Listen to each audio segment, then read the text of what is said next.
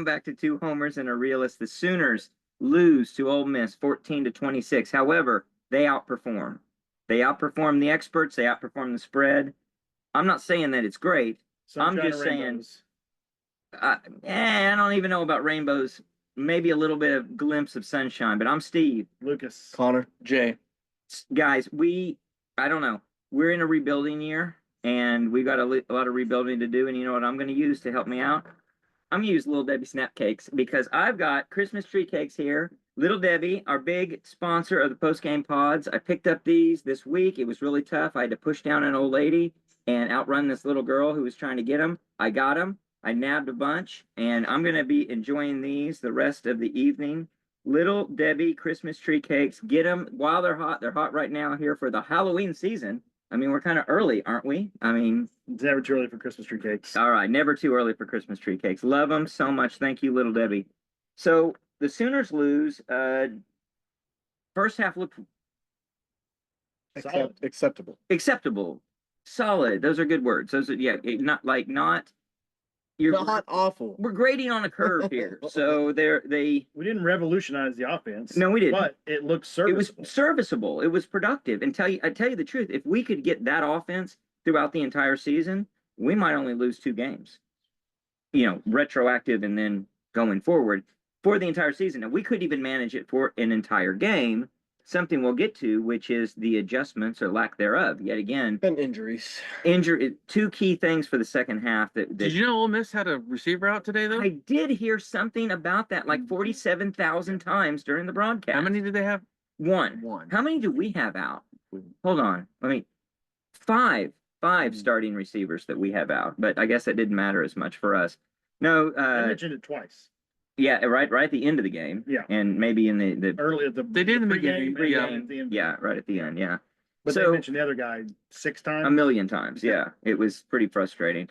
No, I mean, we obviously were pretty excited and happy with the first half performance. We love the fact that we're in the game. It's a very good game. 2 touchdowns scored, which beat the over under that we had set. Gave up 43 yards rushing in the first half. Very strong. Yeah. So offensively and defensively, very strong. Couldn't make the adjustments, so we lose Sexton in midway through the third quarter. Second quarter. Yeah. Oh, it was in the second quarter. You're right. Yeah. That's when it all went downhill. And it starts to really go downhill at that point. We can't protect on the left edge. We had to move a running back into position and do a little extra max protect. That just really started to hurt all around. I feel like we were still able to run the ball even with him out up the middle. Yeah, running the ball wasn't. And then we problem. completely went away with it in the third quarter and started trying to throw it. And next thing you know, it's sack. Yeah. Yeah, I think there's a chance once we got down, we went away from our offense a little bit too soon. It wasn't some sort of score. Yeah, but it was 17-14, and next thing you know, we're just throwing the ball. Yeah, that's what I mean. I think you could have kept trying to run it up the middle and you're getting 3 yards a carry. Say that one more time. Run it where? Yeah, up the middle. Up the middle, which was shocking. Yeah. Mind-boggling. Exactly the opposite of what Jay said coming in was how great their defensive tackles were. The best run defense in the country. Yeah. Number 1. 66 yards a game. We put up more yards against them than anybody has this season. And I'd have to rewatch what we have all because I don't know why it was working. Yeah, honestly, maybe having Everett in there center was a big enough difference over Hickman that you were actually able to blow a couple guys off the ball. And they had 4 D linemen. It wasn't like they were running a 3-man front. I would say that's definitely something that probably played into it. I'm not discounting that, but them playing 2 deep, preventing anything over the top probably opened up things over the middle running game. Yeah, they left 2 safeties high, which most teams have not done. Yeah. So that probably contributed to it too. But they were probably okay. Of that. I'm sure. I know the first half didn't go how Ole Miss wanted it to because you never want to be down. But overall, that's probably what they wanted. We're okay with these runs up the middle and moving the ball some. Just can't get those easy scores over the top, and they did. It worked. It worked out. It was kind of a bend don't break, and they certainly did. We got down deep into the red zone, came away with no points a couple times. Some of the bright spots where we were moving the ball a lot and productively, we end up with what for us this year is a lot of yardage, and especially if you take away the sack yardage, which a lot of that came right at the end of the game. some of the other bright spots, Barnes looked good. Barnes ran the ball well. He showed vision. He popped and went around defenders in the right way. Showed us some elusiveness. He caught the ball well out of the Running backfield. downhill. Caught the ball well. Arnold was checking down to him well. He was definitely checking down to his third look. At times had time to throw. He just never could find anything deep. We couldn't see from watching on TV the deep opportunities if there were there. Some people are claiming they were there, but that he wasn't throwing it. Now maybe Or have time to throw it. maybe a collapsing pocket and everything gives you, well, you're like, yeah, the 5 times Thompson's open are the 5 times he's running for his life as a quarterback. So I mean, the second touchdown, no, was it the first touchdown? It was the first touchdown to Sharp. He stepped up in the pocket after he was collapsing around him and made a good throw to Sharp. And then the touchdown to Jordan was obviously a scramble right because he's getting rushed again. But he did a great job there too, though. He stepped up into the pocket before scrambling right. Like the awareness was exactly what you want it to be with your quarterback, and then extending the play to actually figure it out and do something with it was, I mean, that play happens, and obviously we going into half, and I'm like, all right, like play like this, it's, this is going to be a late fourth quarter decision where it could go either way.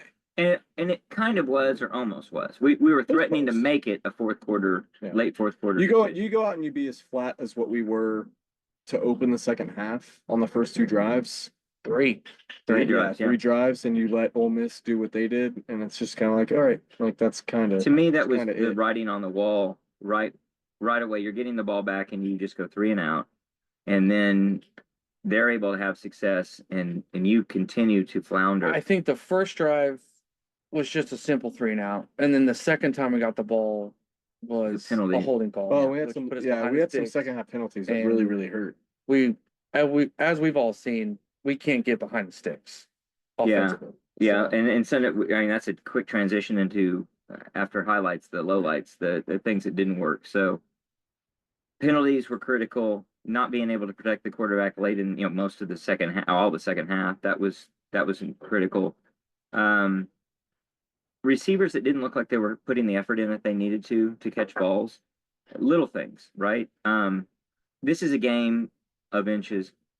It definitely is when you're the underdog. You need things to go your way. When you don't recover, and this was, I believe, in the first half. Oh, that muff punt. The muff punt. 7 guys around it. Was it Hardy? It bounced right into Hardy's hands, yeah. And you got to get that. You got to make that happen. 3 points off that. The only one where the ball bounced our way was when Tatum fumbles, and then we cause the fumble back, and we get the ball back, and then we fumble the next play, and fumble the very next play on a just blow up, which is a play design issue because yes, the left tackle was not responsible for that guy because we were pulling a right guard around. It's too slow to get, and there. It was just it's never going to get there. Too far. So anyone who then again, we're not athletic enough to do that. You're limited to the playbook that you worked with in the preseason and through the season. So you can't just put it all on Joe John for not figuring that out. But man, I don't know. It's like, can you just simplify it to say I don't care what the protection was. We're always just running the simplest protection possible, and we're going to do other things out of it. They're so bad at it. How can it be worse to just do the simple thing versus continue the thing you failed at all year long? I don't understand that. That's frustrating. Another thing where we need the things to go our way is not that we need to get calls that are undeserved. We need to get officiating that actually is just justified. That officiates? Good officiating. Yeah, exactly. We saw misholding calls. We saw blatant holding calls. Not the ticky-tack ones you could call every play. He's out there all by himself. It's not like he was in a scrum getting held. It's literally Mason Thomas coming around the end, nobody else around, and getting held from behind as he's trying to make a tackle. On a crucial play where Dart flips it out, like a little wheel route pass. Yeah, that was like a 3rd and 9. Huge play. That play broke the game for us. It kind of did there in the early third quarter. Yeah, that was right after they scored. We go 3 out again. We go 3 and out again, and they get the ball back and do that on a 3rd down. There was a pass interference, several pass interference calls that were missed, block in the but back. a block in the back on the punt. I think even the early, the intentional grounding. yeah, That was which like results. he takes a 3-step drop and throws the ball away. Yeah. He doesn't scramble one way or another. No, he's in the tackle. And is in the He's tackle in there. box. There was nobody And within everyone 15 is yards. they're clearing to the other side of the Yep. field. There was nobody on that side. Crazy. So I have in no college, idea. To the in sideline, there's college, nobody if there. you go past the line of scrimmage, is that all that it takes? No, there still No, it has to be someone in the there. area. I mean, Unless you're they at don't the- even have to be that close. They got to be somewhere. The line of Unless scrimmage you're only- out of the pocket. Yeah, the line of scrimmage Right. only comes into Okay. effect if you're out of the pocket. You have Then to it get has past to be the test line. And the result from that Just try to was save those officials somehow, but there's no saving the them. result from that was a punt that went out at the 2. Yeah, a huge difference. That's if they take the penalty there, that was a 3rd and long. So then that makes it 4th and I don't know, 15-ish. At and least. And your punter gets to come up, because he would have lost 8 yards on that sack, Yeah, on the punt return. punt. Yeah. So the punt return gets to move up and you no longer, the punt's not going to go, if there's the 10, You're not doing you a let it go coffin behind corner. you. Right. So if you're further up, he's going to be able to field that punt as opposed to let it hit the ground and go out at the 2. So Well, that was probably a 20-yard play. at minimum, it's a 15-yard play. It easily could be a 20 or more yard play. And there's a big difference, even if it's just 15 from first and 10 from the 20 versus 1st and 10 from the 2, where obviously you start to think back to the safety we gave up, and that has just got to be haunting them anytime they're backed up like that. We were able to get out of there, got a couple first downs to their credit, but it's almost like then that's victory. And you're like, wow, we got out of the back of our own end zone. We can punt the ball away. Like, that's not what we're going for around here. Well, and I know we've talked about it on just about every pod that we've been on, but when you have a team like we have that's so depleted and so just hanging on to everything that we can get, officiating is a huge deal for us. Like, one call for us at this point could make or break a game. Yeah. Just based on the personnel that we have out there. We did get on one of the drives, we got 2 personal fouls. Yeah. On one drive, but those weren't ticky-tack. Those were Obvious obviously fouls. happened. Yeah. I mean, you had the course collar, you had the, Yeah. like, Roughing the every time that quarterback. we got one, it was the most blatant, obvious call that you would get. Yeah, and the 3rd down stop, or was it 4th down stop, when Stutzman gets a face mask where his fingernail grazes the face Yeah, mask it was for very 2.5 light. seconds. It was very I light. still blame them. I mean, Stutzman's reaching across the pile at that point. Yeah, Like, you've I gotta- am like, you've gotta you be more. can't reach. You've gotta You got to be know more you careful. can't It's reach. still such a He's reaching small across. face. No, He's but reaching it's, across 2 guys. If it happened to us, I would want it. Like, if someone reaches across a pile and even puts their pinky through my face mask, but the I point, want the call. the point that you're making, Jay, is good. It is if- good fun. If we're looking at things that when we get the call, it has to be the most textbook blatant version of it. When the call goes against us, it just, anything can happen. Well, And- even the Billy Bowman face mask early in the game, where he just he yes, doesn't grab the face mask, his hand He comes across can't his grab the face. face mask because the guy He's had wearing the a visor visor. on. Yeah, right, so his hand just is on his face. He's not grabbing right. anything. It just grazes just across tackles it. it. Yeah. So So it's very it's odd. it's very asymmetric. and Even it killed us. the first the 4th down play in the first quarter where it looked like a pop pass, and I think Bauer Sharp messed that play up. I don't think he looked The like one it in the was a end zone? pop pass. Yeah. Yeah. Well, he should have turned outside. Where Thompson, If he turns Thompson ends up outside- having the No, ball. but Arnold did the whole yeah. dip down thing, which Yeah, is yeah. usually just a tight end, Pop pass, you pop your defender and release. Right. That Sharp throw to went for one. Thompson, to Brandon Thompson, that guy was all over Yeah. him, which ticky tack, I guess, but you could call that. He was completely swarmed by that guy. I on that mean, pass.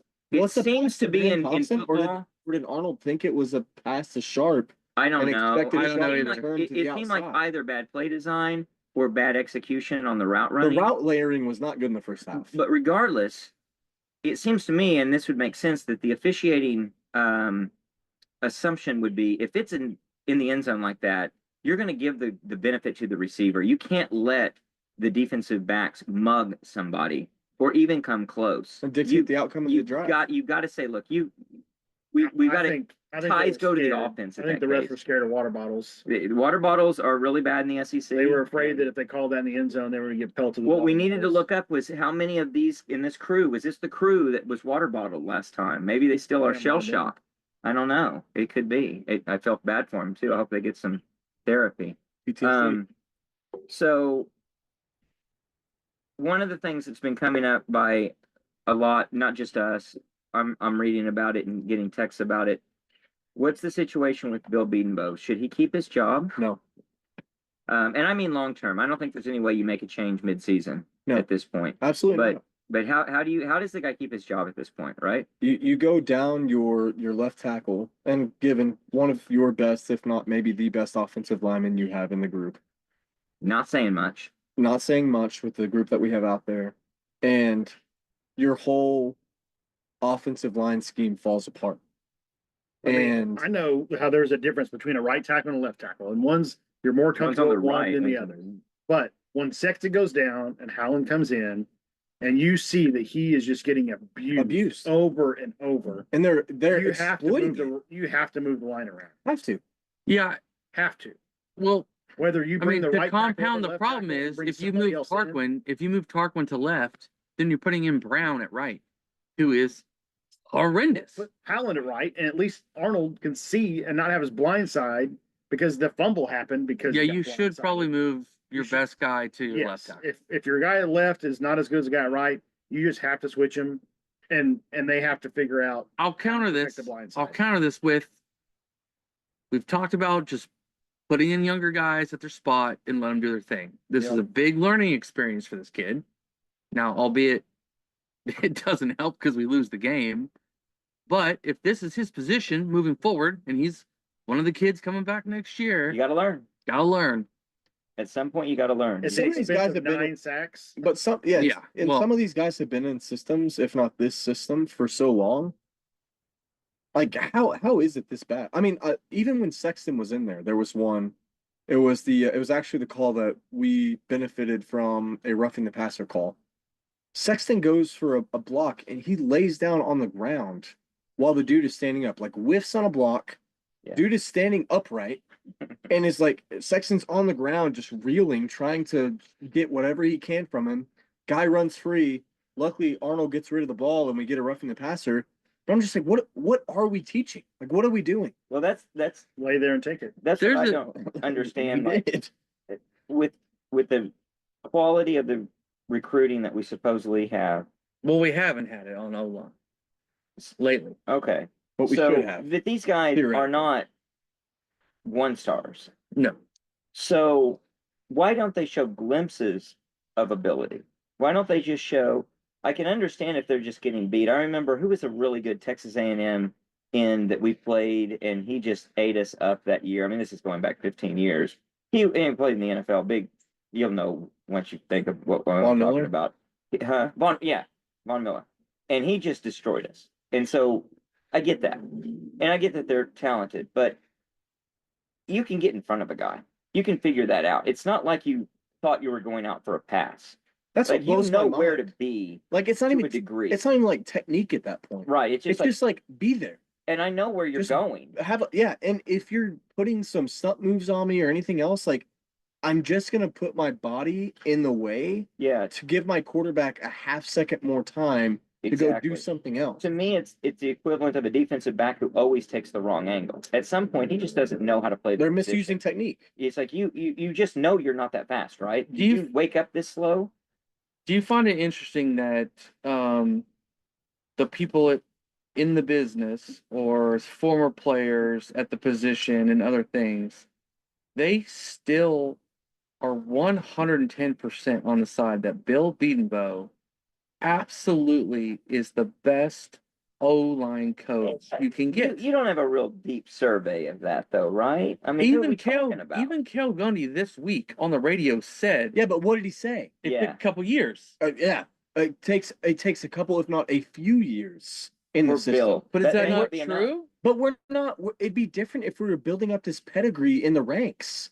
And we're not. Well, but that's our problem because there's 2 recruiting classes in a row where we only took 2 high school kids. So that's another indictment on Bill himself. Exactly. And so with Cale, and others, I don't know if that's an unbiased opinion. It's not. And so he's got he could just be defending his friend.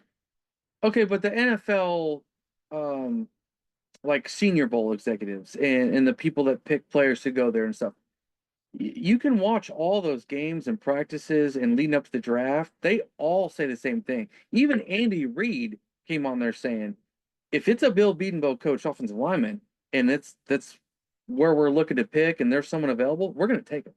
Maybe those guys are could be ready. wrong. Well, maybe they should watch more of our. I don't think Andy Reid's wrong. Is all I'm just playing devil's advocate. Okay, but he might be wrong. Well, they're not wrong yet in the NFL. The guys that are NFL quality, it's not wrong. When's the last NFL guy that Bedenbaugh put into the NFL that's had success? Well, last year they just had a first rounder and a third rounder, and the year before that they had a well first they rounder. Guyton started for the Cowboys. Guyton starting. Okay. And One he year wasn't that Morris. good here. One We year have more Morris. offensive linemen in the One year NFL Morris. than anybody. Wanye Morris has catching touchdown passes. No, I know we do, and a lot of those guys go back multiple years, right? So what I'm saying is he could have had success with them. It doesn't mean that Bill Bedenbaugh is the answer. It just means he had a lot of success, and he's been here a number of years playing in one of the best offenses prior to recently ever. It stands to reason he'd put a lot of guys. Well, in. again, But you to could play- use the same. To you play could- devil's advocate, Well, none of I- those guys are highly rated guys. Those are Okay. lower rated guys that have been coached up. and I've made the same points for years. But again, on the devil's advocate line, Grinch put a lot of guys in the NFL. We've got a lot of guys that played in Grinch defenses that are doing well in the NFL. And Do I'll you think he's any good at what he does? And I'll be selfish and say I don't give a crap outside of what they do here. Exactly. Yeah. Maybe Like there's I maybe agree that's with the that. disconnect. I agree with like that. and fine. It's awesome that we have this great lineup of guys that are in the NFL. Humphrey and Morris and Johnson and Williams and all these guys. But like, unless you're doing it for me here at OU, I don't care what you do. We're not a It developmental doesn't matter to me. league or a developmental Yeah, program it doesn't matter. where they're paying just to get better. We're paying to have success. here. BYU is gonna have no first round draft picks this year on the offensive line. And they're putting guys out there that can block for their quarterback and actually get the job done and are probably going to go to the playoff because of it. Well, I'll give you another example back from history. OU didn't put offensive linemen in the NFL throughout all of the 80s. Now, I know we ran the ball and it was a little different game than the NFL game, but it was a lot more running in the NFL than it was today. We didn't have NFL linemen back then. We just had guys that could get the job done, and it was success on the field. So I think that's the measure. Bill Bedenbaugh might have something where he can actually develop guys and put them in the NFL. Maybe he needs to be in the NFL, or he needs to be at some other program where they're going to expect less and not expect to win and play for championships. Yeah, I agree. I'm just arguing. I'm Argue. I'm with you. But yeah, because I mean, you've been on the- I have not been on the Beanbo train I for know. 3 Yeah. seasons now. Yeah. But you're right though. We've all complained how long it takes him to get his line going, but when he does, it has been a good line. Even last year was a good line from Texas moving forward. But is this year that breaks? This is the year Is that this it the year that totally breaks broke it? it. I mean, there's no. So maybe to play the devil's advocate to the extreme, and we shouldn't just be shocked out of our mind when the new offensive coordinator comes in and keeps Bill Bedenbaugh. I don't know. Maybe we shouldn't give, if you ever seen Bill Bedenbaugh's picture, don't have that reaction when he keeps his job. I don't know. Yeah, And are we- the scheming? Which we talked about the Bauer Sharp sliding over in protection and completely whiffing on this guy, and Roberts doing the same thing. And then today, the play that we just talked about, where the guard comes over and the tackle lets him go. I don't normally see that on passing plays. Like there's GT Right. counter and stuff like that where you Right. swing guys around. But on a passing play, I don't know why you have Yeah, any your movement. right guard sliding all the way over to the left of your left tackle to block one of the fastest pass rushers. Well, not in the look, It has look to like be an it looked like RPO. RPO. Yeah, looked it like has to be an RPO. You've Yeah. got to pull a guard so that So maybe that's the it. linebackers think that That's we're it. actually running it this way. Well, that goes and back you're to gonna my hit it behind. assumption. That's the playbook. Even though they weren't going to RPO there, they only have so many plays, and that's an RPO play. And so you tell them we're not going to. It's definitely a PPO. It's going to have the same look and feel of the RPO because that's what they know. But you're pulling. You're going to pull because that's the only thing you know. And And it my costs you a complaint would fumble. be It's why do you have to it's do a that? deception. But you should just say we don't have to deceive and we have to do that. Now, I don't want to just make this the Bill Beatonbow devil's advocacy group, but to come back to something else that we wanted to talk about, how much differently do we feel about our offensive line if the play design from the get-go did not rely on Bauer Sharp in particular and tight ends in general, who have been a failure as a position group in terms of blocking? We might still be identifying weaknesses on blocking and offensive line, but if you go back, we're thinking about a bad season where we can't block anybody. How many of those are just really the tight ends that aren't blocking? The couple times that it was successful where we used Bauer Sharp today was great. The first time where everything goes right and Bauer Sharp is flushing out left and he's the only one over there and we hit him for a 15 to 20 yard gain, awesome. Touchdown pass where it looks like everything's going in the short game and he leaks out over the middle or comes across the middle and leaks out over the top to score the touchdown, great. Everything else is like, we're running screen passes to this guy. And again, I know we're talking about blocking here, but well, all of it though. All of it is so tight end dependent where we have guys other guys that are out there or should be out there that can make plays.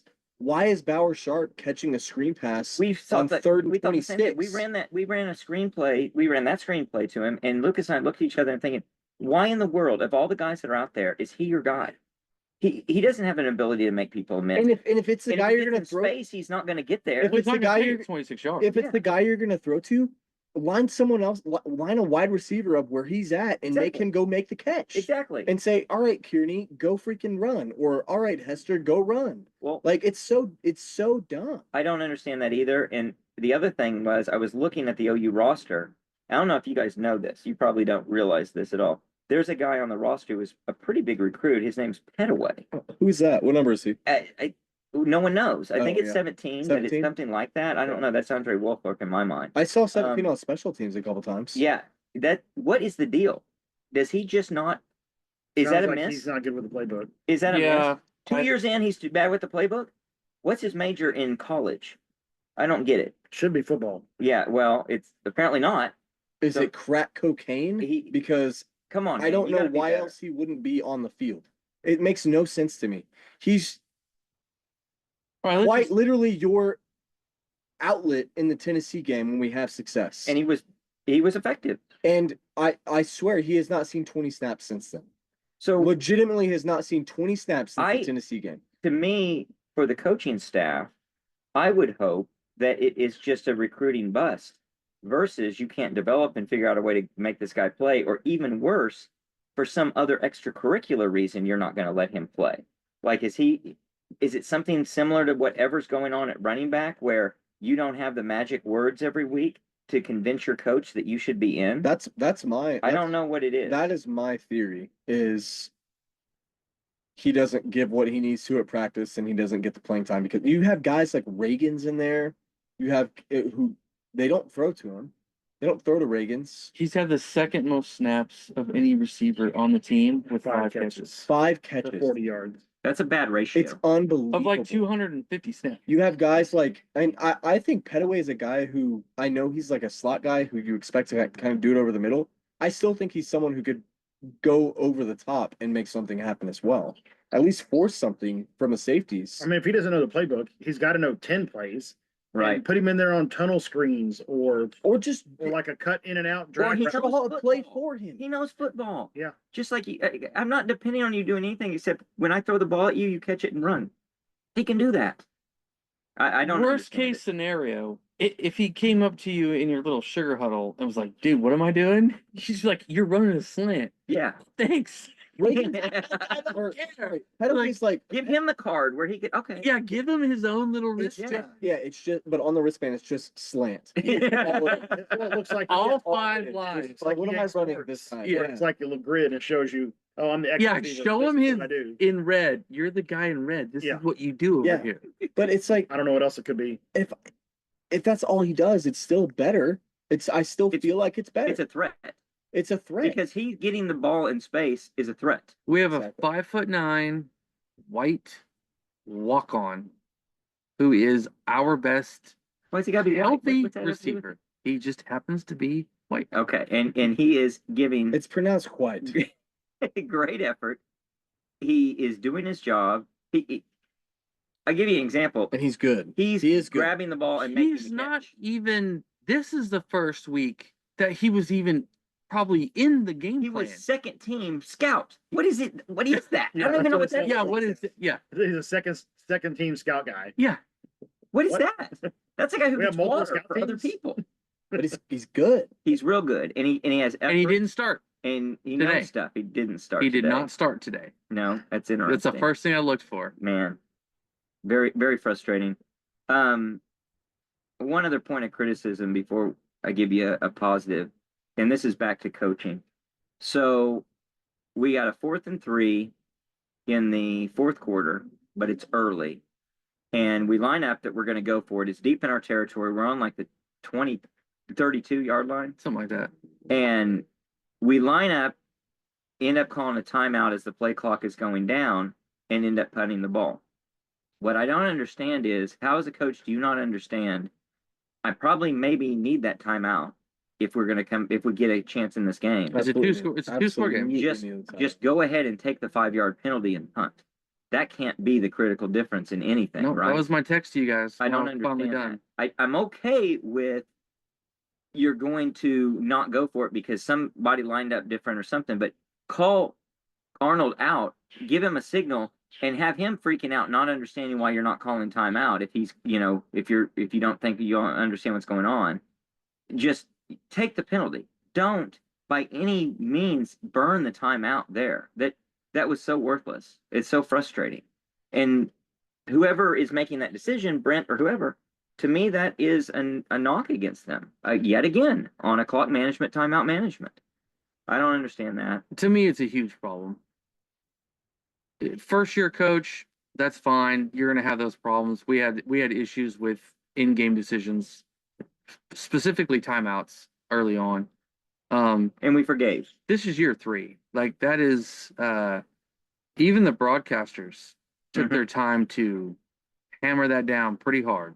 I mean, they were like, that is just a bad timeout. Right. Like you either have to know you're going for it because of the situation in the game and where you're at and how much you're down and you need a spark or whatever it is. Right. Or you just eat it and punt. See, to me, that is Or you do try to draw them off sides. Exactly. Take the Yes. five Right. We didn't you try just to have do a game plan. You have a plan. You I mean, plan that everyone- out. everyone does that against us, and we actually bite on it. Yeah. We don't do it.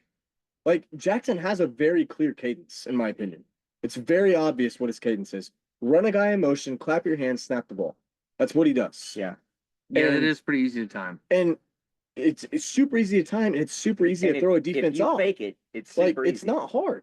So I don't. How do you not prepare with that? Or otherwise, as a coach, how are you not prepared for that situation to say, wait a second, I need to get in my brain. This is the second half. Timeouts are really, really important things. Don't burn one if you don't have to. And just know in that situation, that's a pretty easy one. There's some times where it's kind of tough. That wasn't tough. No, not That's tough at all. pretty easy to say. The 5 yards is not that It's important. short. It's really, really short-sighted, and it's also like It's a weird knee-jerk reaction. and it goes back to Amateurish. the first drive as well, where we're hurrying up inside the red zone. We're hurrying up to go try to score, Right. Instead of let's take our time. We If we're did that actually, late as well. Yeah, if we're actually gonna run a play, let's run a play and not try to say, all right, like we're almost there. Like let's get it. Like we have the personnel. Let's go run the play. No, take your time. We Huddle up and make the play. We did that late also. We had a really good It's like first and 10, Pickup and you is get first- 8 yards. and it was So it's second and 2, and you're and- rushing up there. and we rushed up and handed off the middle, and it was just dropped. Blown up. yeah, lost a yard. Yeah. I've seen us do that every game. It seems like Yeah. it's not And then working. you negate winning first down because of that. The other thing that strikes me as a worrisome in terms of coaching of stuff that is almost ticky-tacky, but it's important because it adds up. When we do substitutions, it's like we haven't caught up to the new rule. If you watched Ole Miss today, when we would do a substitution on offense, they went and very deliberately on their substitution had a guy trot out but slowly jog, tap his man, and then his man started out. Yeah. We run in, the guy that's coming out immediately starts turning around to run out sprinting and sprints at the end of it as if it's gonna like they're being held for you. You don't have to do that. But at what point are the refs gonna say like, so there's two facets in my mind that I was watching today. First, it was the jogging stuff with the guy jogging in. It's a rule though. You can do it. You can do it. You can do it. You can. We do it. should That's know how to fine. do it. Is my point. We should know how to do it. And maybe I'm speaking to why I hate the rule the way it's written.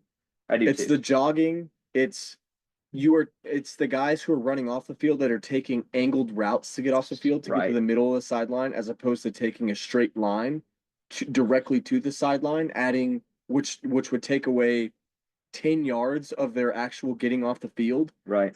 And at the beginning of the game, the refs were extremely liberal with letting Ole Miss do that. Yeah, they were. The refs pulling Like, away with like 8 seconds left on the clock. massively liberal. Yeah. Like we're up at the line after our substitution with 23 seconds left. They start running their guy on with 20 seconds left, and they're getting their guy off with 8 to 6 seconds left on the clock. And it's like, I don't. And then the Yeah, quarterback can't make all it says is giving the defense a reasonable amount of time. Yeah. Define reasonable. See, I think because that's an ample amount of time. I think they should give. It's not a hard fix to me. It's not. You can give it a. It's a hard count. Reasonable with a hard count.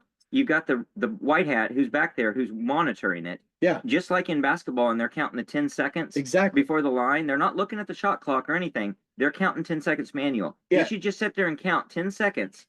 Just like they do in basketball. Reasonable amount of time versus letting a full substitution. Well, I think it should just be 10 seconds. Once the offense has That's made what a I'm saying, though. Like, substitution, yeah, he exactly. starts counting. That's why you need the hard count. And he gets to 9, he says pull, and that guy pulls away. And if And you you snap it, snap it, because guess it's what? too bad. The substitution happens when the sub runs onto the field. Mhm. It's not when he gets set in his position. Right, and and you that's figure what- out what it is. Right. That's what's frustrating to me is like we've had 12 seconds run off the clock by the time their offensive player runs off the field and their defensive guy is just coming on. That's more than reasonable in my opinion. It's a bad rule. I don't even So bad. understand why you have to give the defense time to sub. Well, I get that. it. I don't. I get why I they're don't doing get it. that. Well, it's like anything in football. We've got these rules where we counterbalance advantage, disadvantage. How many years did we play football without letting It's the same, defense make a It's the same as the fact that the defensive line can move and the offensive line can't, and that you can't be motioning towards the line of scrimmage. There's checks and balances. There's just you've said we're going to balance this thing out because it's an advantage the offense and would have. to your point, like all the years that I had, like there weren't the extreme substitution packages that are run these days either. Yeah, the game has changed. Like I don't Come think on, like, old man, the game has changed. like I think there's if you run a tight end off for a wide receiver, like yeah, I want to bring in someone for that, and I want to be given an amount of time to do that. just watch? It's your job to watch what they're going to do and put someone out there. Well, but maybe the argument here is just what is a reasonable amount of time? And The you're saying same it- amount of time you you're saying see it's someone less. running off their Well, field, you run someone off your field. Here's what would Yeah, happen I is you would guess. run 2 wide receivers off the field and you run 1 on. and then you run a running And back. then you wait until 5 seconds left.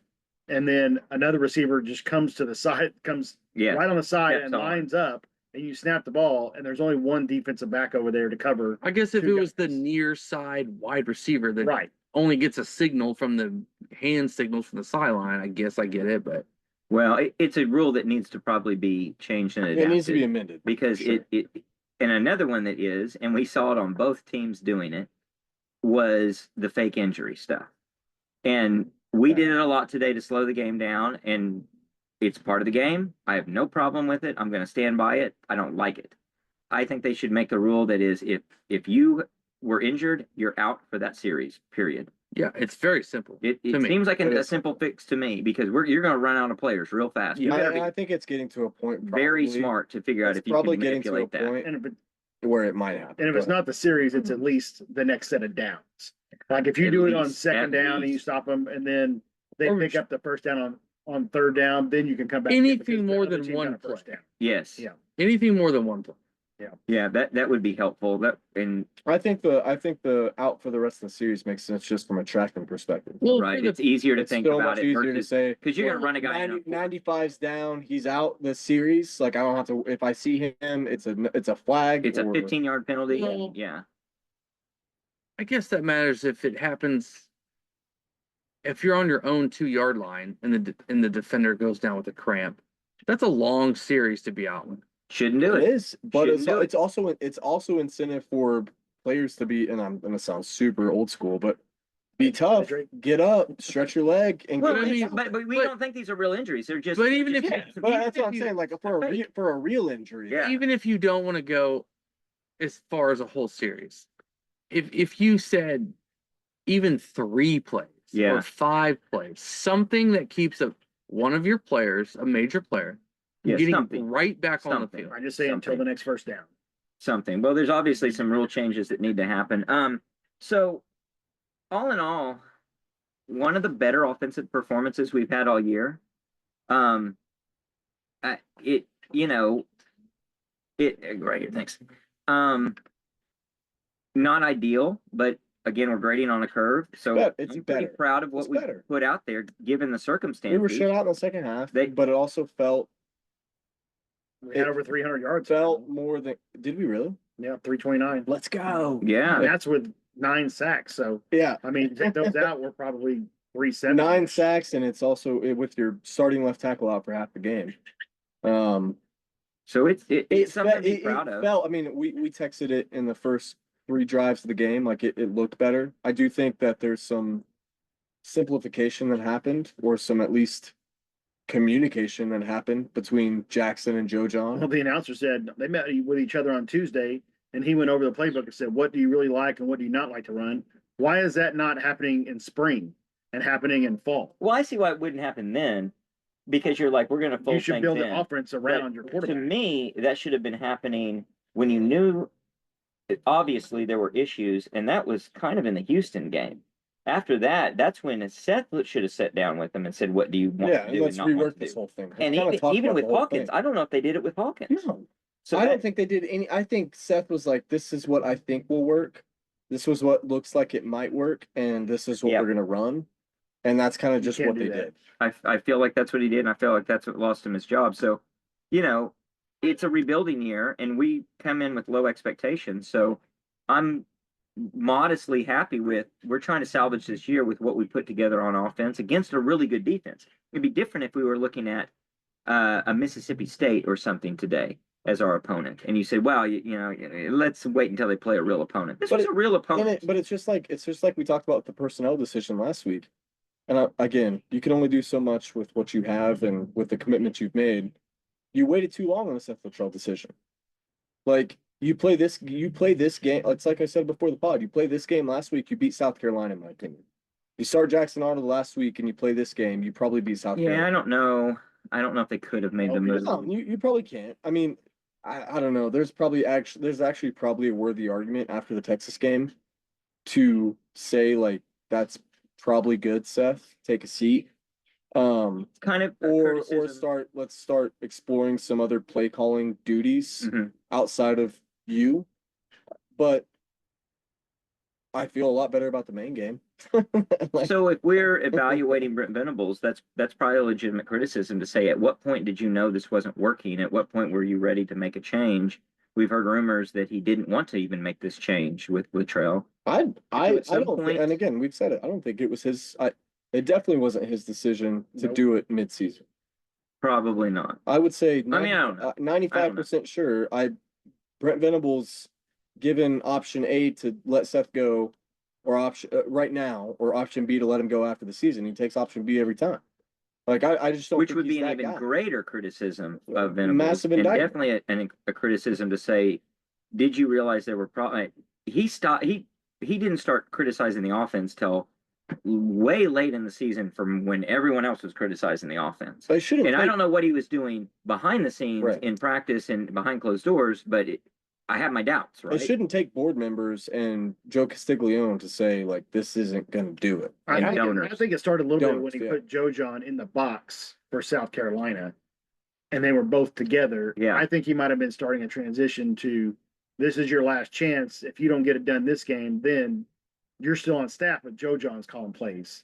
And you're because he's co-offensive coordinator already, right? Right. So at that point, I think he just says, okay, we're going to go into today's game, and Joe John's calling plays, but you're still the co-offense coordinator, you're just not making the calls. And he still starts Michael Hawkins last week.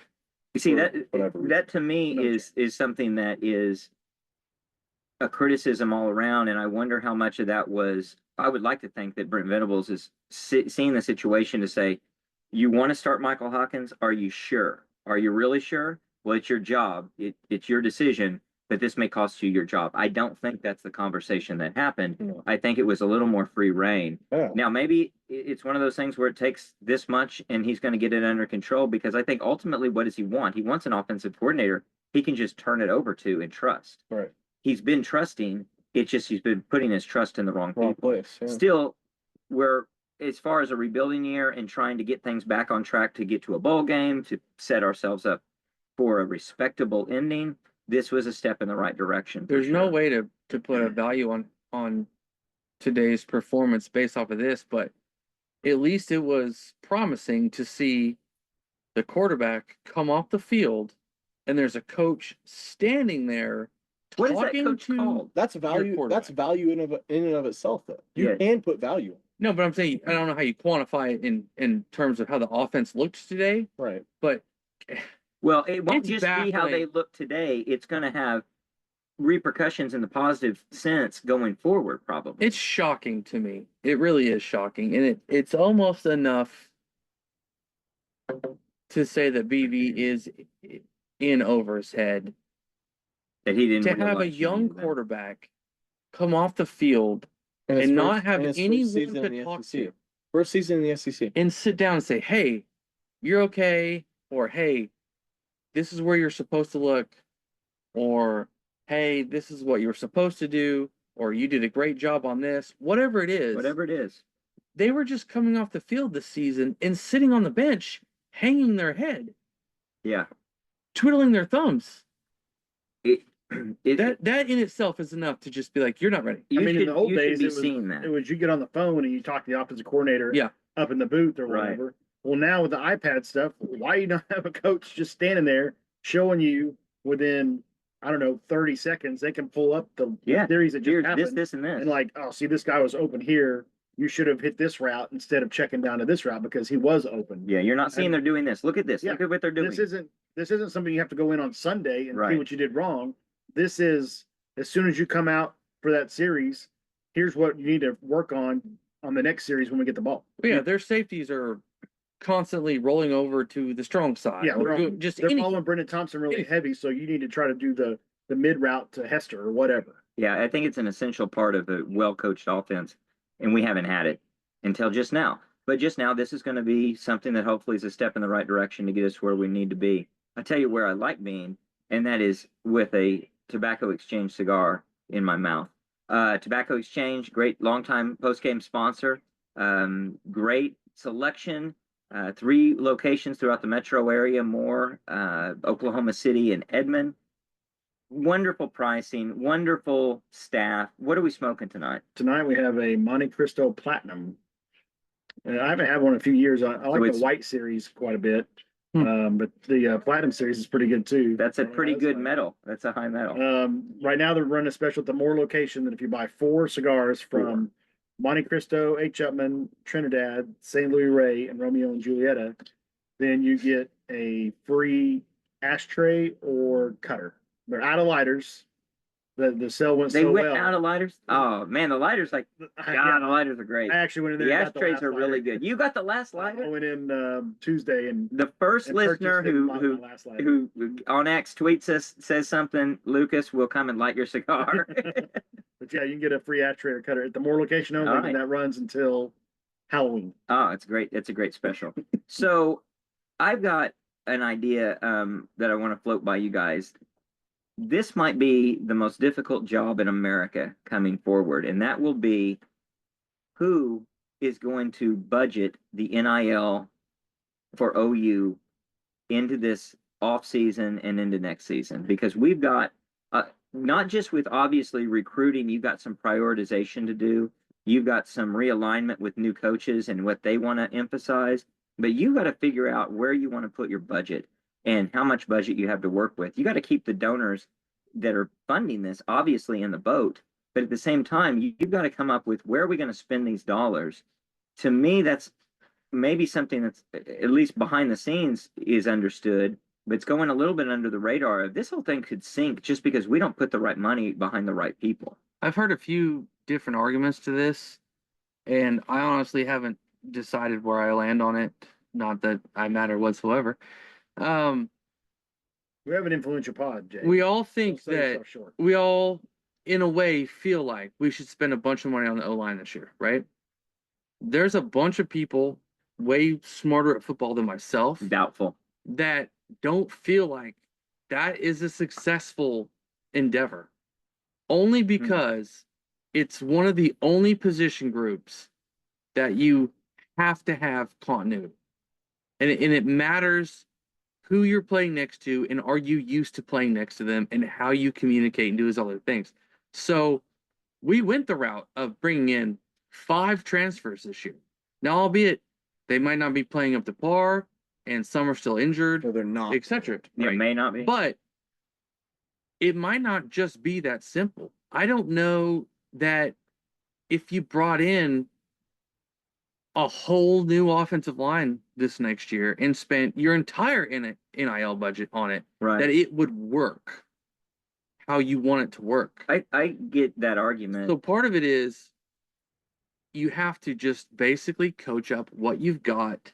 Maybe you get a guy, maybe a really experienced guy that doesn't take as long to get up to speed, Like Spencer Brown so to was, speak. with 28 starts at Michigan or whatever he had. Yeah, but that's not as State. experienced as like a Walter Rouse, right? Like last year we brought in a guy to fill in. Well, it matters And where it you. worked. It matters at what position you're trying to do it at as well. I mean, Yeah, maybe a if tackle. you're doing if you're looking at tackles, yeah, like you're forking out budget to go get a tackle, a left tackle specifically at this rate, or I mean, yeah, a left tackle, and I mean, I'd be super pumped to go find an elite left tackle and move Sexton into left guard because I don't necessarily think Sexton is the guy that's going to be there or should be the guy at left tackle for us. Well, he was valuable today. He was valuable today, and that's not saying a whole lot. I would look at it this way. I would say there's some positions where the blind squirrel could go throw money and they'd figure out where to do it. Like you can just look at not just stars, but you can just look at the guy who's the money guy and you go throw the money at him and yeah, it's a great idea. Like quarterback might be that position, receiver, right? You know a dude's a dude, right?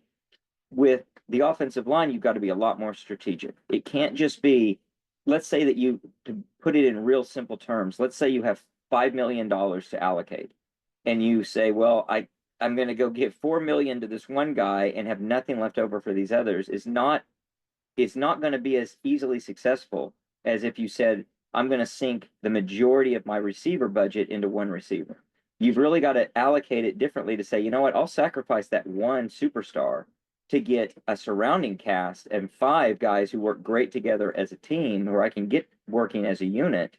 And so it may be something that equalizes a little bit more, and you've got to think about it strategically. Yeah, you've got to hit on it as well. I mean, like, I think, and it's a completely different world because it's a different part of the game. But you go look at what we've done on the defensive line and the portal with Dominic Williams, who again, defensive line in the SEC is going to win you games.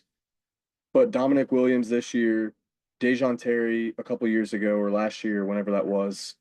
Woolard last year. I think that's a spot though that's not a continuity spot. No, but it's not, and I agree. Like, it's just go get the ball. But go find guys. It's go get the ball on defense. Go block a guy on offense at this point for us. Like, go be a guy who can just sit there and play a position. For some reason, it's just different. I got a solution for you, Jay. You just go poach 3 guys from one offensive line. Exactly. You get the center, the left guard, bring in a line, and then you coached up your guys that are already here to play right guard and right tackle. Your blind side's protected because you just poached 3 guys that actually know what they're doing together. Yeah, and I don't ever want to be that. I don't ever want to be that program. I don't care. I want to win. I do too, but like at that point, like you're relying on that to make sure. Well, you might be relying on it just to get you through a tough. And that'd be great. Yeah, Look, if it's like a season, which I think is what I'm hoping this is what this is with what we have coming up in the ranks with EPL and I don't know, with Akinkumi and like what he's gonna end up doing. Like he's just a fun guy to have around. Well, they've got to work together as a unit. So I like some version of that idea from the standpoint, and even long term strategically, of I need guys that can work together. They could just be 5 intelligent, well-oiled machine once we get them in place versus a superstar. If we don't have a superstar, I'm fine as long as they're productive and can work together to go get be BYU. Yeah, but I'll go back to exactly. Let's be Vanderbilt. Let's go get their people. I will go back to the point of obviously they're not playing well and they don't necessarily look like they're talented. No, they suck. And I think that's crap though. They suck. No, but I think that's crap. I not. think it's on Bill. I do not think these players are that bad of players. I think it could be on both. I think in this case of what we've seen, I 100% think it could be both. But isn't that also on Bill? No, that's what I'm saying. I think it's on Bill, and I actually think it's it's on Bill's Bill in fault for selection not and not developing. developing. I'll even lowball this. I will still say there's 50 teams that would swap offensive lines. If you just went off of, Not if they watch the film. I do. If you watch them, if UTEP, whatever, brought in somebody, okay, Michigan State. If Michigan State brought in somebody and just watched them do one-on-ones in practice and block your guy and do this and do the 3-cone drills, all that stuff, yes, I would rather have you than this guy. So I think it is a functionality of the scheme, the coaching, the preparedness, all of it. You're just not going to convince me that this is the 130th ranked talented offensive line. I hope you're right, but there's a couple guys out there that if they had 9 arms or 10 arms, I don't think they could do what they needed to do. Jake Taylor being one of them. Whoever came in for Sexton Day, was it Ozetta? Who came in? No, it was Howland. Oh, yeah. Logan Howland. Howland, who got just But he's hardly obliterated. played. He's a converted tight end. But what are you doing? Why is that your start? Why is that your left tackle? Why is that your second string? What are you doing in the week? Like, what are you actually doing to practice? Well, I'm not arguing that. I know, but like, I'm arguing that. I'm arguing the talent level. So again, everything we're saying is It's back just to not Bill. being coached. It's everything back to Bill. Would Hatch have played a bunch if he wasn't injured? Yes, What is his position? guard. Suck. It's his position is suck. He would be left guard if he was. We have like non-injured. left suck, right suck. He started left guard. He played this year at left guard. So They're They awful. play against Houston. the 'Cause we disagreement didn't move the ball I against don't them. know. the disagreement here seems to be just in that level of talent that we actually have on our squad right now. You're both saying that Bill has not done a good job. 100%. Connor's saying that the talent isn't there either. You're saying the talent is there, Jay. Is that fair? Relative. I'm to not each saying other. it's there to be one of the best offensive No, lines in the country, but to be significantly better than where we are, it is. like there. your take is more hopeful for the future that someone else could come in with these players and get them going in a way that we could make it work. Unfortunately, do believe that. Yes. If we were I 60th hope on you're offense right now, what's our record? 5-2. One loss. Oh, one loss. We lost No, to we Texas. played 8 games. 8 games. We lose So to Texas only. I mean, Texas only. well, I don't know about Texas versus like one of those losses, and probably not South Carolina. Any of them could beat us, but yeah, it's a We're 6-2 then. If we're 60th in offense and not 130. at least, Yes. if not 7-1. That's sad. Yes. Sad state of That's how That's close pathetic. that's how close we are, and It's how pathetic. close we might be is if you're right, Jay, that the talent's there. Now we might be 6-2 if we have 3 of the 5 receivers that are out. Still don't have time to throw him the ball. And there's other points to look at too. Indiana didn't just elevate their offensive talent this Right. year to some level that they've never seen before at Indiana. Right. They've just They been didn't coached find up. magic steroids and put them all Yeah. in there. They Didn't just he bring in a coached bunch of players? He did bring a bunch of players from James Madison. them right. Well, a team that I rode last year on my locks of the week and dominated. for I a know lot of what I'm the saying, season. but It's you're still not James you're not Madison. going to line those guys up. You weren't saying James Those Madison guys with went 10 Georgia. and 2 last year. Yeah, but you're not going to line them up in the SEC. in any NFL combine setting or Yeah. or individuals in practice settings and pick that guy. Well, those guys are Most doing of it in the the Big time. Ten, and they are undefeated. Yes, still. they But are that's the thing. coached up. That's right? what he's saying. That's what I'm though. saying. We don't have time to just get coached up. like the window of opportunity is small for a team like us, in my opinion. When you're competing, Well, you would think that though, because you're saying that our talent level's not there. right? But like even if the talent is there and the coaching isn't, like your window is still much smaller, in my opinion. Where, well, what is it going to take then? How can we win? that's a great question. And maybe change of coaching and guys who have the talent immediately to go maybe go find 3 offensive linemen from Indiana who can do it and have the 2 complementary That's players. a downgrade for them. They're 8-0. Why do they want to come to a 4? Well, 4 and okay, 5 extreme team, example. Also the shoe on Indiana is going to drop at some point. I will say here's the other deal. That's an interesting take. I think there are not elite offensive linemen in the portal. Right. There's not several. Nor should Right. they be. Right? Right. They're not there. So you have to get a guy for whatever reason they're leaving is good enough, and you feel like I can make them serviceable. there could be guys though. Walter Rouse was looking to upgrade Yeah, there could be his upgraders. chances to go to the NFL by leaving Stanford. And There coming could be here. upgraders. To Just like play there are- for Beanbo. Right. That's why he came, was to play for Beanbo, Why because he can't could people why in the can't we NFL. get 3 guys So like we get that those in this guys. last offseason? We or this next one. thought we did. Or why can we not I recruit guess. guys But our- on that? Why our can we not coaching's that recruit bad. guys on that basis? Lance Hurd was the guy that we got outbid for. We weren't going to go over a certain number, and he went to Tennessee, Tennessee, and he's not the answer for them either. So He's not doing it for their a Tennessee. wide receiver that's played 4 games and can't play right now. Missouri's doing the same thing though. They came and Green. overpaid for Caden Green, which left us, and he got benched last week against UMass. And- He's not the answer for them either. In my opinion, it's It just doesn't it's seem almost. to work. I'm not smart. Like The offensive line doesn't seem to work. I don't do this as a living, but like right now, if you look at OU, the offensive line is going to open other stuff up, regardless of who's on the field, in my opinion. Skill players, great. Go find one skill player that you can have. You look at 2017, look at the guys that Baker Mayfield was throwing to. It was not anybody spectacular outside of who? CD was a freshman.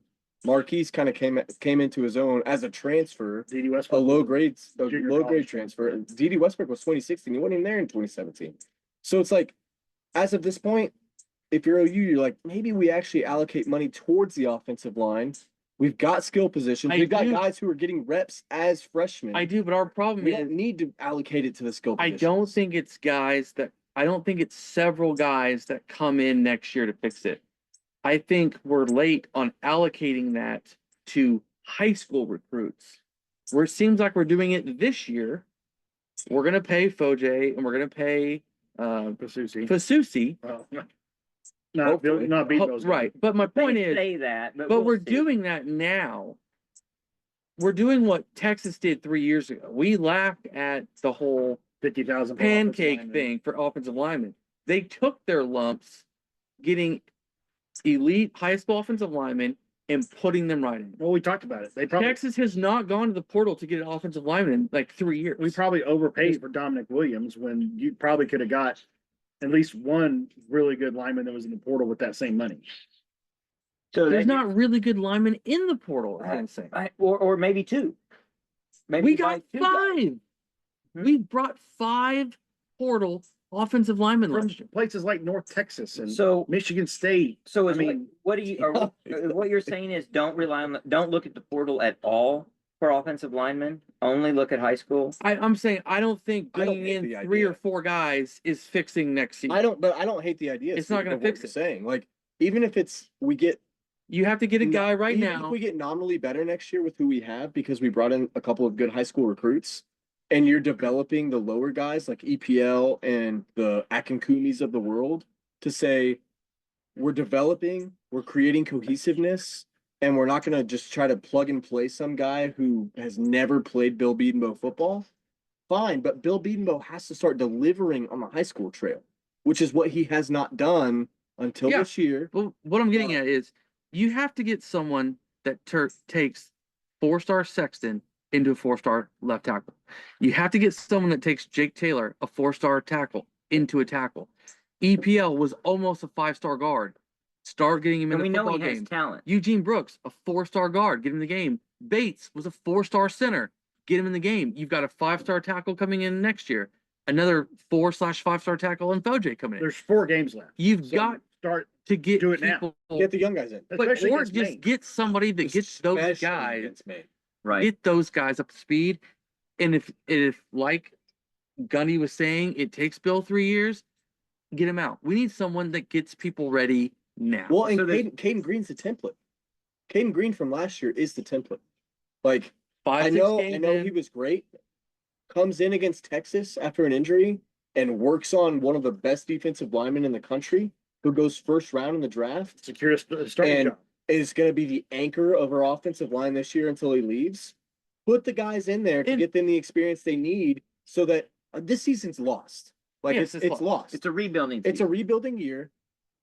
So what does rebuilding take? Putting building blocks in that you didn't expect to build with in the first place. That's a point that I think I'd like to make to Brent if I had the audience, which is, and maybe he's understanding this, I don't know, but you got to think strategically for what puts you in the best position next year. And it may be at the sacrifice of current coaches this year. And it may be at the sacrifice of wins this year. There's a chance that you are better next year if you don't go to a bowl game this year, because you get these guys in and you actually don't win another game outside of Maine, but you've got so much more experience and have done so much more to build and develop them that you come into spring with a lot more to work with, and also give your new offensive coaching staff something to look at.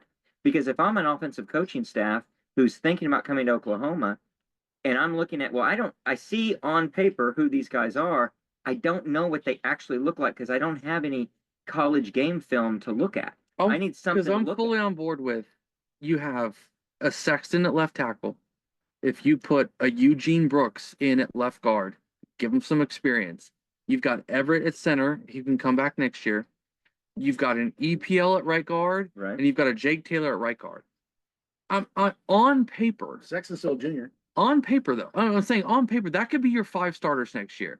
I think almost anyone not in the top 15 in the country right now would look at those 5 guys as an offensive line coach and be like, I can get those guys to run an offense. And with what we have at the skill position and at quarterback, it's like, take it in a heartbeat. Well, it To also overcome extends and not back to offense. NIL There's and just decisions. you can't convince me that you couldn't work with those 5 as an offensive line. Decisions you're going to make with NIL include where do you put your resources and your efforts to retain guys. So you've got running backs and you've got receivers that you need to keep eligibility and you need to keep happy. It could be whatever's going on with DeMarco and the guys he does and doesn't play. You could look and say, I don't care what you think, DeMarco. We're going to play and make sure these guys, or we're going to make sure which may rankle DeMarco, all of a sudden we're going to put a lot of effort into making sure somebody's happy that he isn't letting see the field. Franklin comes in a little bit today. I don't know who it is. I'm just saying. I've got to give DeMarco a little credit today. No, Burks did well, Yeah. and Tatum did well, aside from the fact that he isn't real protected with the ball. Barnes did well. Yeah, and Tatum isn't real protected with the ball. I think some of this falls on Brent's lap, in my opinion. I don't know if this to be fact because we don't know NIL numbers or any of that. But I think he went all in, keeping Danny, keeping Bowman, bringing Dominic Williams in. Yep. They got Des Malone. They probably didn't pay him anything to come from San Diego State. That's just an upgrade in programs. But I think he went all in NIL related wise to keep the defense together, and just no matter they brought 5 guys in, blah blah blah. He sold out. None of them were great. They were just okay.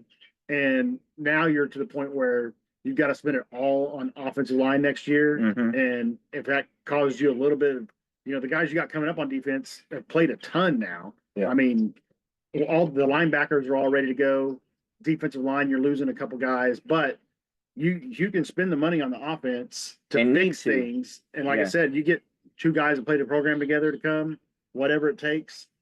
That's where you got to focus. Well, I think you have to focus to the extent that you may be making decisions that fans and current coaches shake their heads at, because you're looking at things for the long term. The not sexy decisions, Which could include an effort against Maine that doesn't look tremendous. And we're like, this is Maine.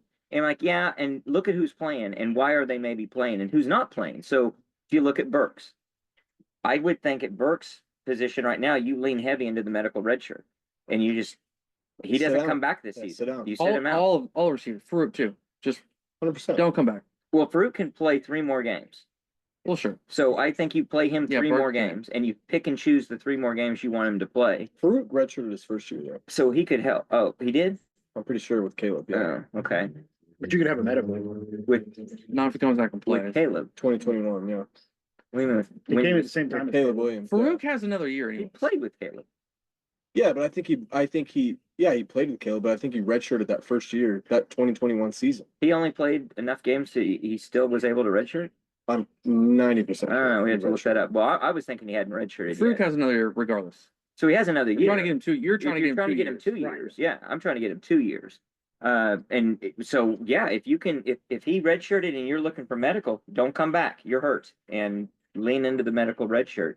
All of those things will make our performance against Missouri, LSU, and Alabama much, much worse in a much, much tougher game.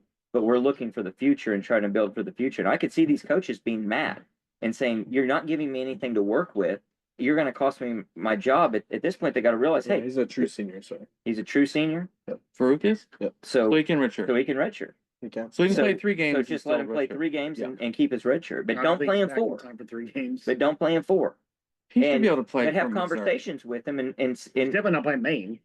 No, I he would- can play from Missouri, And then he- Bama, and LSU. But he also, we have a bye week in between, so he may just come back. He could play Bama, LSU. well, whatever. Just And play then 3. redshirt. He Just can play play. Missouri too. Just get your 3 Yeah. games. Yeah, he can he play got hurt Missouri, first too. game. Yeah, but is he ready? He should be Well, I'm ready. assuming he's ready. I don't know why he's not there The now. assumption is he's ready. Why is that the assumption? because he was out. It's a 6-week injury. Yeah, it's been like 8. I mean, it's not an argument if he's not ready. Yeah, I haven't seen any reports of him like Well, running that's down not the the argument. sideline pregame. Yeah, but and it stuff doesn't like that. matter. The argument is if he's ready, don't play him 4 games and burn the red shirt. That's I stupid. don't think they're smart enough for that. Well, Okay, it's giving him a lot of credit. I hope so. Although they weren't with the quarterback. And they got to think about a lot of guys like that. Exactly. And they got to think about who they want to spend money on. And they need to be having good conversations to say, let's not waste our time with a guy who's going to declare for the draft. And all of us are going to go, what in the hell is he thinking? If he's made that decision, go. But pick who you want to pick. We have given them a lot of credit for churning and using the transfer portal, maybe more credit than they deserve, and getting guys out of the program and saying, you're just not going to be a good fit here. And they did it on defense pretty well. They need to do it on offense too, to say, you're a guy we want and we're going to invest in you. You actually probably could find a better fit somewhere else. We need the scholarship and we need the money. And so you are picking and choosing of where you got guys going. And it could be that we see guys take the field that are not going to be, we look at that team that beat Texas and not one of those 11 guys on that last drive were on the team or On were offense. playing on offense. One of them at least was injured. The only counter argument is you've got to find that 6th win. Yeah, and that would be a counter that you've got to find that 6th win. I bet. So here's my doubt about it. I don't think they're thinking that strategically. I think they're thinking week by week, and they're thinking only about getting that 6th win. And I fear in pursuit of the 6th win, you either do or don't get it, and you sacrifice what you could be next year as a result because you got that 6th win to go to a bowl game no one cares BS about. bowl game. And you did get the extra practices, which is great, but it can't be that that's worth everything. And I worry that they're going to sacrifice the future for just that one chance at a bowl game. Any other thoughts about where we are as we head into the main game, which I'm going to chalk up as a victory? I'm going to take it as a lock of the week, straight up. Get to see the Unity jerseys more than likely. Oh, you're right. It's got to be Unity time, right? Yep. Yeah. So, kill That's me now. disappointing. I don't know how we're going to tell which players are which on the offensive line with those jerseys on. That's how they'll do it. That's how we can Look get at them guys by in. binoculars. Yeah. Well, that's how they can get guys in and not worry about the red shirt Yeah. situation. So we've got, for all intent and purposes, I guess Missouri's right after Maine, correct? Yes. And so you're looking at, Missouri is down 34-0 right now to Bama. so I'm probably gonna go to that. that could, that changes everything. That Probably could be just- our I'm game. probably just gonna- That could, I may Whoever be wants to- going too. Whoever wants I to may be come- going too. Whoever Before we wants to said on come this on. pod, you said you're done. Whoever wants on the to road come. game. Whoever I wants to don't know, I come. And now you're I've seeing gotta- Bama kick the crap. Yeah, I've Bama gotta has a take- functioning offensive line. That's what the difference in this game is. Oh, do they? Yeah. What is that? What does that mean? Well, I don't know. I mean, that could be our bowl win, right? Or get to a bowl win right there. That's by far our best chance. I And- kind of just want to go fight some of those. What is okay? Let's say that this happens. We beat Maine, Mhm. not a stretch. We beat Missouri. we've made a bowl. We have a bye week. And we're gonna We're ready for Bama, man. roll the tide in, baby. Oh, it's There you gonna go, be Nick's good. arms. Yeah. I think What did Vandy say? We want Bama. That's what I'm If saying. We want We Bama. want Bama. We're calling you out. We want if them. you secure your 6th win, if we do beat Missouri, Win. then you definitely play EPL and Eugene Brooks. And Yeah, only because play. then you Who really. cares? Yeah, exactly.